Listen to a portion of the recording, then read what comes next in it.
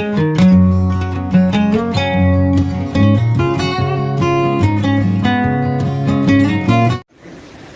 bacakan supaya sampean tahu keramatnya bismillah.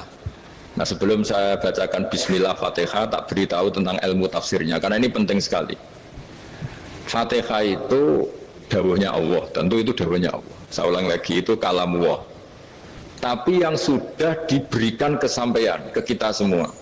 Sehingga seakan-akan itu menjadi dawuhnya kita ke Allah. Jangan salah loh ya, Fatihah itu dawuh Allah tapi sudah diberikan ke kita. Sehingga posisi kita itu yang punya itu. Nah, kenapa ini perlu dijelaskan? Karena nanti ada kalimat iyyaka na'budu wa iyyaka nasta'in. Kalau itu masih kalam Allah, berarti Allah ngomong ke kamu, ngendikan ke kamu, kepadamu aku menyembah. Masa Allah menyembah kamu? Nah, sehingga ilmu tafsir itu menyelesaikan itu dulu ya. Saya ulang lagi ya, sebelum sampean sering baca Fatihah, aku yakin ya sering baca. Tapi barokahnya tidak paham itu tidak pernah janggal. Enggak paham itu ya penting supaya tidak iskal, tidak janggal. Sebetulnya di kalimat itu ada yang janggal. Kalau Fatihah itu kalimatnya Allah atau kalam Allah, bagaimana dengan kata-kata iyyaka na'budu? Masa Allah ngendikan ke kita, kepadamu kami menyembah? Masa Allah menyembah kita? Maka penyelesaiannya secara ilmu tafsir gimana? Semua ulama mengatakan, bukan satu dua, semuanya mengatakan di Fatihah itu semuanya diberi kawalan kalimat. Saya ulang lagi ya, di Fatihah itu semuanya diberi awalan kalimat qulu, katakan wahai hambaku begini. Ya, katakan wahai hambaku begini. Nah, begini ini pelajaran dari Allah yang sudah diberikan ke kita. Terus kita mengatakan bismillahirrahmanirrahim, alhamdulillahirabbil, termasuk kita mengatakan iyyaka na'budu wa iyyaka nasta'in. Jangan bayangkan Allah ngendikan ke kita. Kalau Allah ngendikan kita berarti gini, hei wahyu ihdinas siratal mustaqim, tunjukkan saya jalan yang benar. Nah, nanti kamu terus, ya Allah, Anda aja minta tolong saya minta tolong siapa? Kan jadi panjang kan. Ya, saya ulang lagi ya. Jadi itu di Ulumul Quran diterangkan gimana? Sebelum baca Fatihah, ya. Fatihah itu kalamullah, ngendikannya Allah, tapi yang sudah diajarkan ke kita dan sudah milik kita, sehingga kalimat itu menjadi milik kita. Tapi ya kalamullah, tetap kalamullah, tapi sudah menjadi milik kita. Sudah paham ya? Ya pinter nah. Ya, karena kalau tanpa penjelasan seperti ini, Anda akan iskal. Bagaimana Allah iskal itu janggal? Bagaimana Allah mengatakan iya karena butuh? Kan jadi aneh ya? Ya, jadi tak jelaskan secara ilmiah ya. Jadi kata ulama-ulama tafsir, ayat-ayat Quran seperti ini sebetulnya dimulai dari qulu apa? Meskipun nggak dilafatkan. Itu kan sama dengan qul huwallahu ahad Muhammad. Katakan kalau Tuhan itu satu. Ya, namanya Quran itu kan kalam Allah, membina nabinya, membina umatnya. Makanya dikatakan atau enggak, di sini tersembunyi kata qulu, katakan. Ya, jadi ya ibarat apa itu? Kamu ngajari anak kamu lah, panggil jenengan bapak kulo.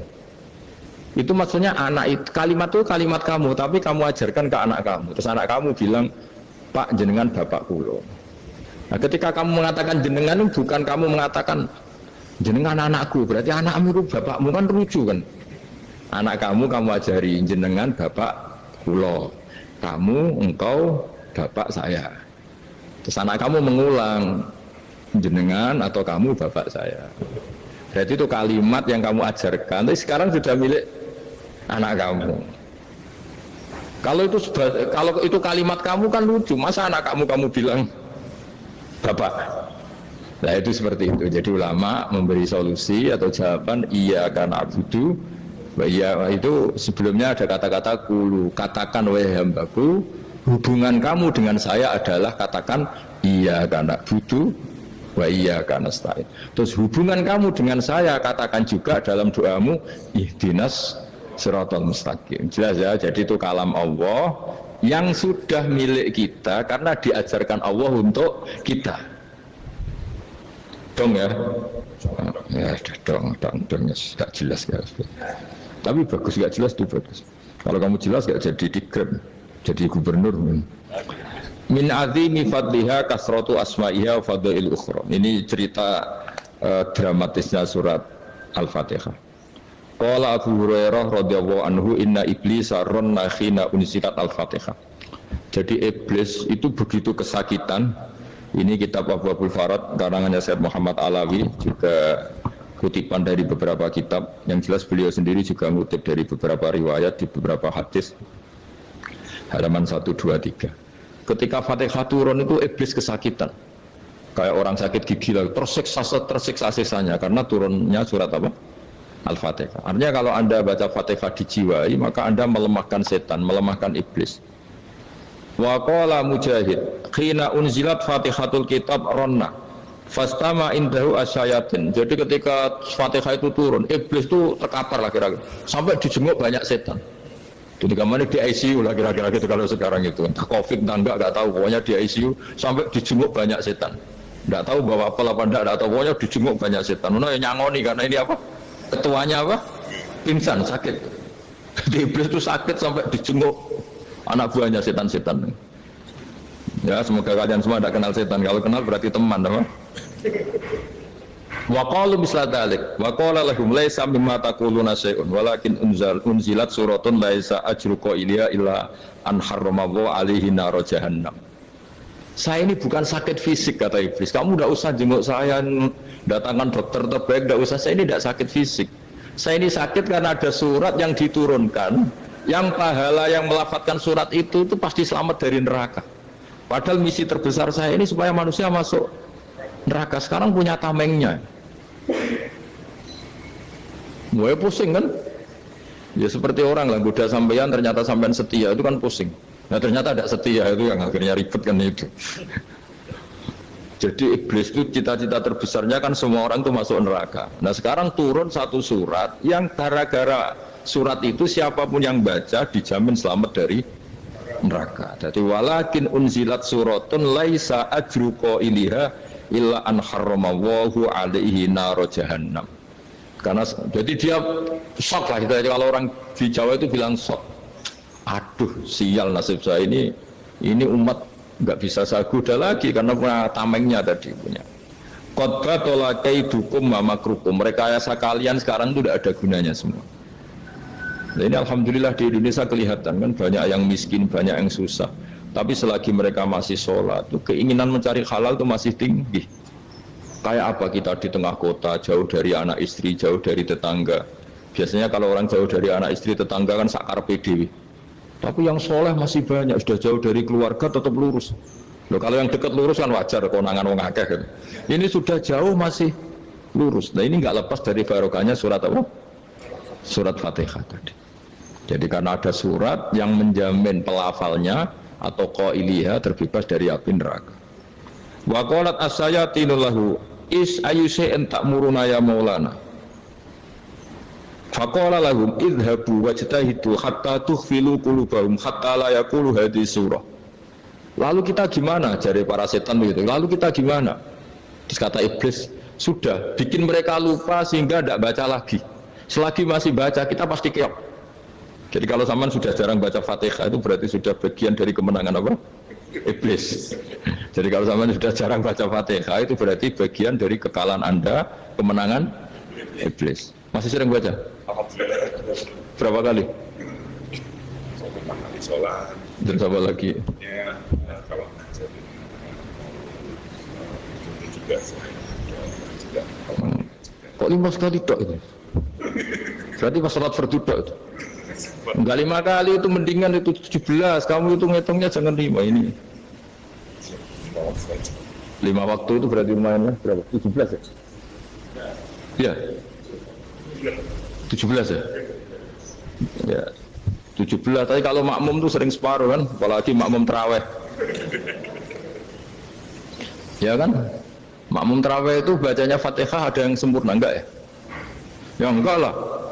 Baru alhamdulillahirabbil alamin mampu ikut ruko ini gitu. Makmum kan yang tarawih lah. Kalau tarawih jarang sempurna ya. Fatihahnya itu.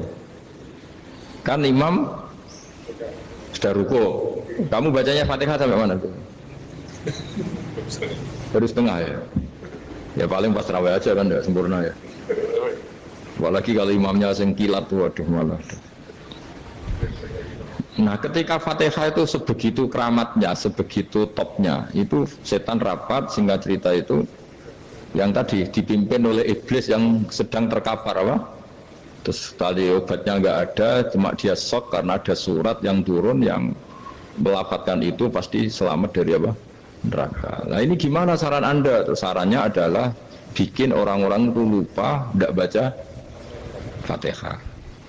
Nah ini rapatnya iblis. Idzabu wajtahidu hatta tufilu qulubahum hatta la yaqulu hadhihi surah. Kala yuksiru qira'ataha wa la yakunu lahum ajrun wa thawabun bal yakunu lahum adzabun wa iqabun.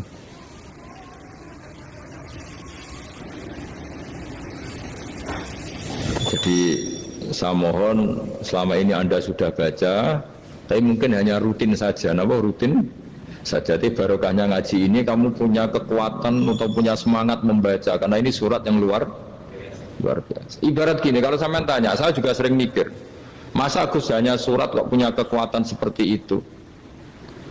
Di dunia ini kata Allah, mulai Nabi Adam sampai kiamat, nggak ada yang bisa menandingi kekuatan kalimah. Kalimah itu kata-kata, nggak ada yang bisa menandingi kata-kata. Misalnya Anda nge-grab, berangkat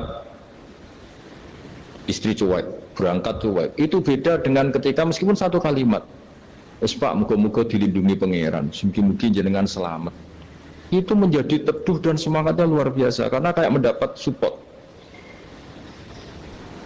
Jadi kira-kira kalimat itu hubungannya kita dengan Allah, Fatihah itu seperti itu. Kamu melafadzkan satu kata-kata yang dibenarkan langit bumi, dibenarkan aras, dibenarkan malaikat, dibenarkan semua penghuni di dunia ini.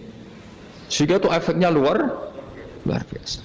Itu seperti gini ya, kamu cerai sama istri, terus nikah lagi katut babon. 10 tahun anak kamu dididik, ibunya benci kamu. Dan memang Anda layak dibenci. Dididik. Dan sampai nggak pernah manggil kamu Pak. Suatu saat kamu tentu rindu kan ingin dipanggil bapak oleh anak kamu.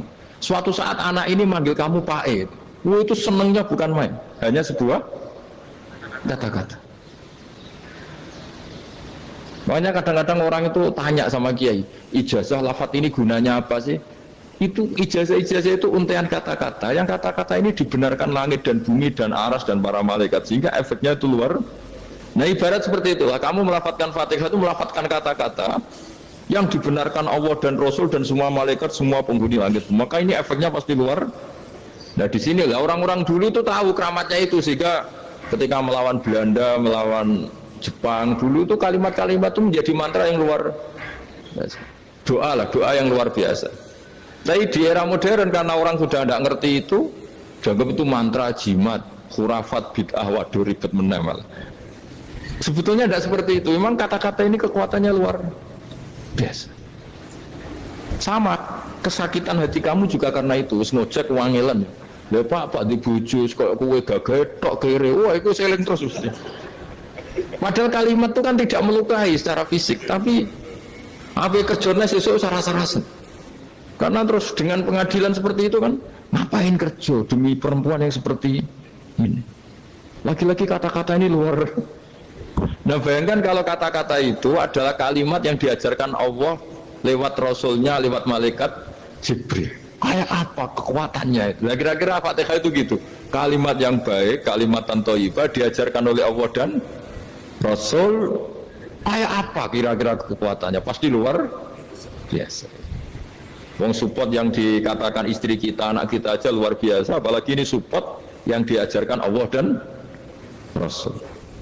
Ya makanya saya mohon kalau baca Fatihah, baca kalimat-kalimat thayyibah ketika sholat itu dijiwai.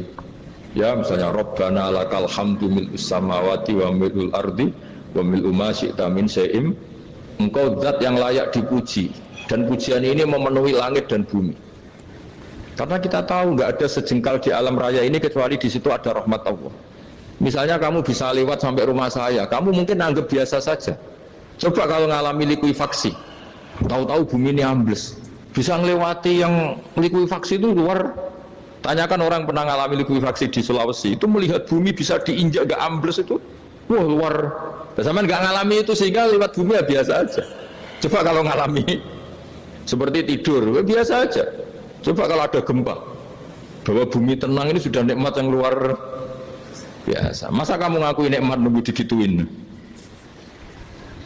Ya kan? Nah, makanya baca Fatihah dijiwai lah, bahwa ini kalimat yang luar biasa. Nah, saya teruskan. Warwa Muslimun fi sahihihi an Ibnu Abbas radhiyallahu anhuma annahu qala bainama Jibril alaihi salam qaidun dan Nabi sami'a naqidan min fawqih farafa'a ra'sahu faqala hadza babun minas sama' futihal yawma lam yuftah qaddu ilal yawm fanazala minhu malakun faqala hadza malakun nazala ilal ardi wa lam yanzil qaddu ilal yawma fasallim waqal abshir binuraini qad uti tahuma lam yu'tahuma nabiyyun qablak fatihatul kitab wa khawatimu suratil baqarah. Jadi suatu saat Jibril ini jagungan kira-kira gitu sama Rasulullah, tahu-tahu langit itu gemuruh. Langit gemuruh kata Jibril, terus semuanya ngangkat kepala ke langit. Ini pintu langit baru ini dibuka, yang sebelumnya tidak pernah dibuka seperti ini. Turunlah malaikat, yang malaikat ini pun malaikat spesial, yang nggak malaikat murahan lah kira-kira gitu, yang nggak pernah turun ke bumi kecuali juga saat itu, dengan penyambutan yang luar biasa, dengan semuanya tidak pernah terjadi, hanya karena bahas surat Fatihah. Jadi ini surat yang luar biasa, pengawalannya lewat malaikat yang spesial, nggak pernah turun di bumi kecuali saat itu. Penyambutannya juga nggak pernah seperti itu, baru seperti itu. Jadi semuanya itu spesial. Nah, kenapa ini spesial? Karena di situ ada isi puja-puji kepada Allah Subhanahu wa Ta'ala. Ada ikrar kita, Alhamdulillah Rabbil Alamin, Ar-Rahmanir Rahim. Ikrar ini penting. Kalau contoh paling gampang gitulah. Kamu punya istri selama ini cerewet terus. Suatu saat ngomong, Pak, tak angen-angen rawono wong lanang koyo sampeyan. Itu langsung tidak ada lelaki sebaik engkau. Itu sama senengnya, Masya Allah. Karena ada ikrar dari seorang istri ke kamu.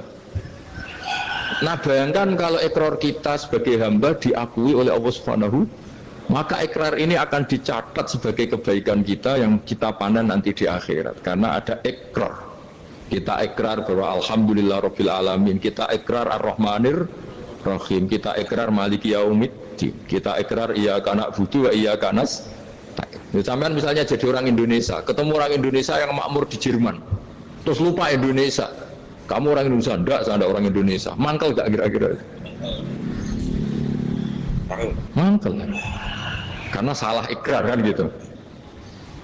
Ya, jadi saya mohon jangan anggap kalimat itu hal yang biasa, tapi luar biasa. Nggih, ngoten mawon. Assalamualaikum warahmatullahi wabarakatuh.